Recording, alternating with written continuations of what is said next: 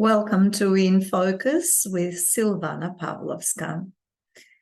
Today we're going to continue with the academic papers series, and we're going to look at Dr. Maroš Melicharek's academic paper, which was published by the Serbian Studies Research, Volume 11, Number 1, in 2020.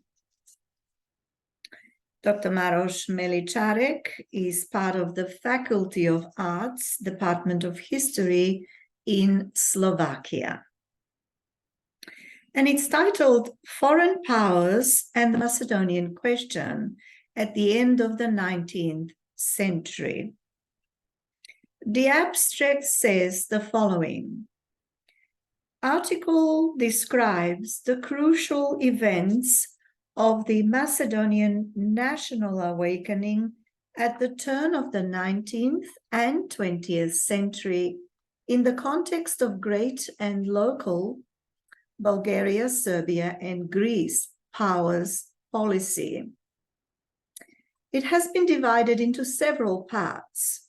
The first one deals with the definition of Macedonism, he calls it.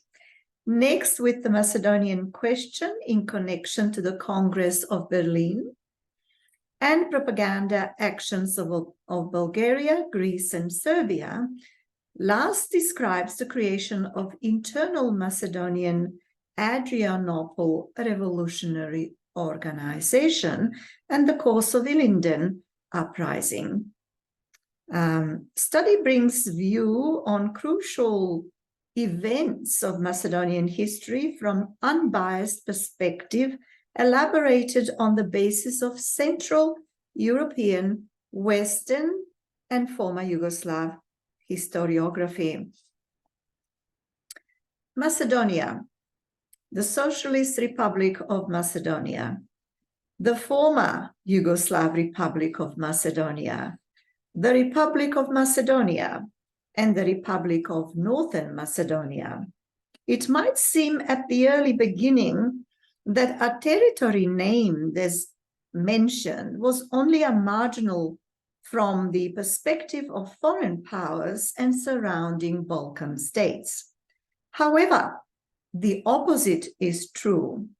The territory of Macedonia and its historical role is extremely important for understanding what was happening in the Balkans at the end of the 19th and the beginning of the 20th century. On the other hand, it is not our priority to point out the comprehensive formation of the Macedonian national movement since the beginning of the 19th century, but to the key events that have played a role in the context of wider international events in the Balkans.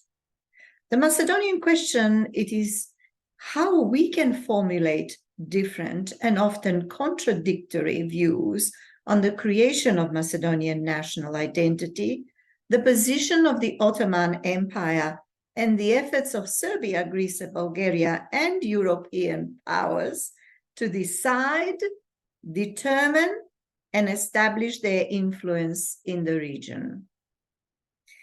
It is relatively complex and still a current problem in contemporary historiography.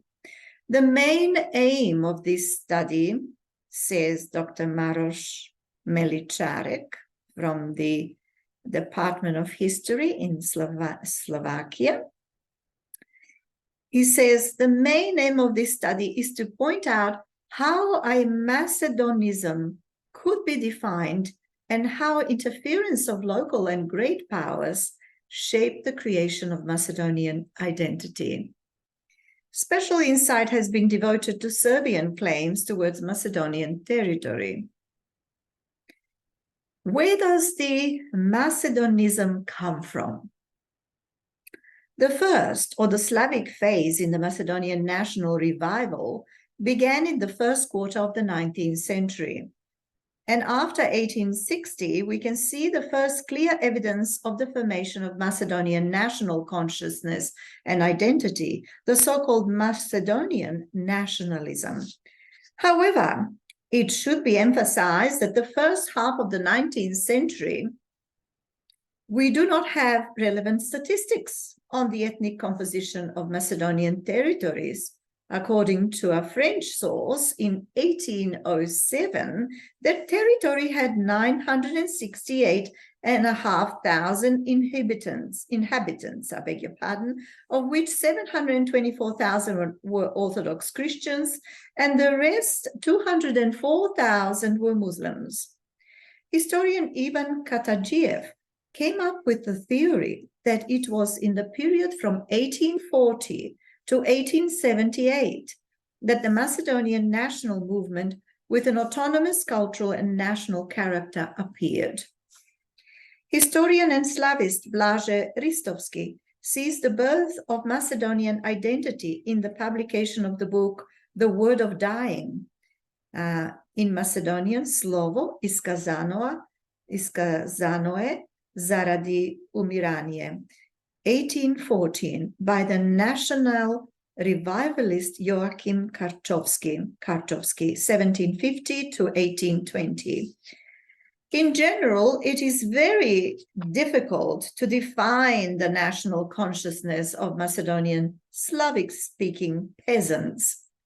Their loyalty was tied to their land, family, and confessionalism, and only partially to their language. None of these features alone can create a clearly defined national ideology, but attempts have been made in the Balkans to use one aspect with greater or lesser success. In the case of the Macedonians, the national identity had to be constructed and was often introduced by others than those it affected. Macedonian nationalism developed without legal, political, ecclesiastical, educational, and cultural institutions. Macedonian movements lacked not only a legal and formal basis, but also international sympathy and the resulting cultural assistance coming out of it. Macedonians could not benefit from open, direct diplomatic and military support, as was shown to other Balkan nationalisms. Macedonian nationalism reached its pivotal movement in the Ilinden uprising, which is still a vital source of national mythology and pride. Theory of Macedonism, the interpretation that the Macedonian Slavs are neither Serbs nor Bulgarians, but a distinctive nation of Macedonians, originated at the end of the 19th century, but a distinctive nation of Macedonians originated at the end of the 19th century.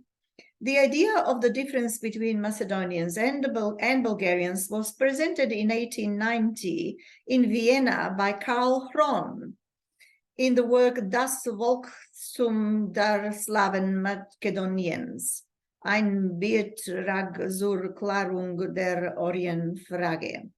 In 1902, the Austrian consul in Bitola raised the issue of publishing a spelling book in the Macedonian language. The Slavic Society in St. Petersburg issued an ethnographic map which contained a drawn zone with the designation of Macedonian Slavs in the area between the Serbian and Bulgarian ethnic area.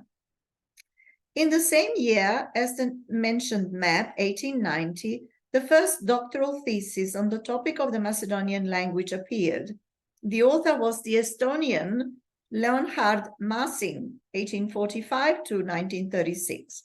Several influential personalities, such as Russian philosopher Fyodor Lavrovich Lavrov, 1823 to 1900, Polish Slavist Jan Niekislo, Ignacy Bauduin de Cortenay from 1845 to 1929, linguist Nikolai N. Durnovo, 1876 to 1937, supported the theory that Slavic Orthodox people in Macedonia are a separate ethno-linguistic element.